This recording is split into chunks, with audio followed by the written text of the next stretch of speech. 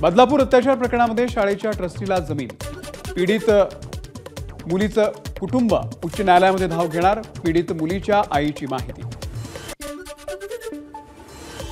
बदलापूर लैंगिक अत्याचार प्रकरणामध्ये शाळेचे ट्रस्टी उदय कोतवाल आणि तुषार आपटे यांना जामीन मंजूर। कोतवाल आणि आपटेंना दुसऱ्या गुन्ह्यातही कोर्टाकडून जामीन। भाजपचे आमदार गणपत गायकवाड गोळीबार प्रकरणामध्ये एका आरोपीला उच्च न्यायालयाकडून जामीन। गणपत गायकवाड यांचे व्यावसायिक पार्टनर विक्की गणतरा यांनाही जामीन मंजूर। मुंबई विमानतळाची धावपट्टी 17 ऑक्टोबरला सकाळी 11 ते संध्याकाळी 5 वाजेपर्यंत बंद राहणार। मान्सूनोत्तर कामासाठी धावपट्टी बंद राहणार असल्याची माहिती। मराठी कलाकार आणि साहित्यिकांनी घेतली उपमुख्यमंत्री देवेंद्र फडणवीसांची भेट।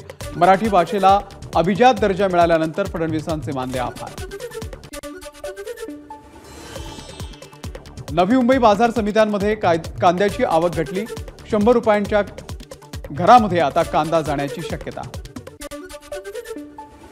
नवी मुंबईमध्ये मराठीला अभिजात भाषेचा दर्जा मिळाल्यानंतर मनसेचा जल्लोष, फटाके फोडत एकमेकांना पेढे भरवत आनंद साजरा।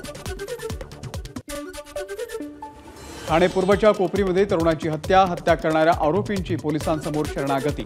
मैत्रीच्या वादातून हत्या झाल्याची प्राथमिक माहिती। एबीपी माझा, उघडा डोळे बघा नीट।